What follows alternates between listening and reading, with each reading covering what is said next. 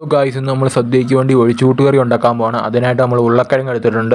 ഉരുളക്കിഴങ്ങിൻ്റെ തൊലിയൊക്കെ കളഞ്ഞ് വൃത്തിയാക്കി എടുക്കാം. അങ്ങനെ ഉരുളക്കിഴങ്ങ് നമ്മൾ ചെറിയ ചെറിയ കഷ്ണങ്ങളാക്കി അരിഞ്ഞെടുക്കുകയാണ്.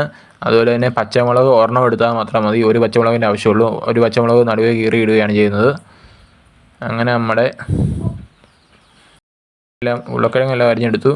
അങ്ങനെ പച്ചമുളകും ചേർത്തു. അങ്ങനെ ഉരുളക്കിഴങ്ങ് അടുപ്പിലോട്ട് ചേർത്ത് കൊടുത്തു. അതുപോലെ മഞ്ഞൾപ്പൊടി, ആവശ്യത്തിനുള്ള ഉപ്പ്, കരിയാപ്പല, പച്ചമുളക്, രണ്ടാം പാലാണ് നമ്മൾ ചേർത്ത് കൊടുത്തത്.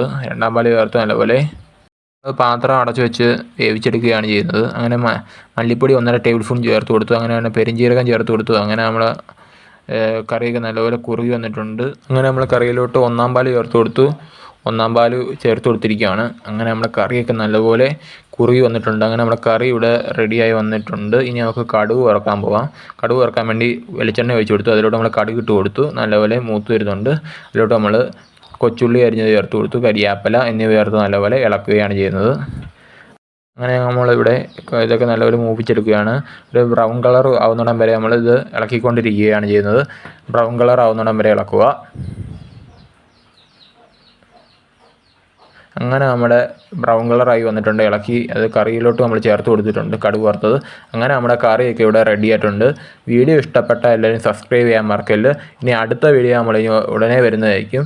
അപ്പോൾ ബൈ ബൈ ഗൈസ്. വീഡിയോ ഇഷ്ടപ്പെട്ട എല്ലാവരും സബ്സ്ക്രൈബ് ചെയ്യാൻ മറക്കല്ല്. അടുത്ത വീഡിയോ നമ്മൾ ഇനിയും വരുന്നതായിരിക്കും. അതുപോലെ നിങ്ങൾ കൂട്ടുകാരിലേക്ക് എത്തിച്ചു കൊടുക്കുക വീഡിയോ.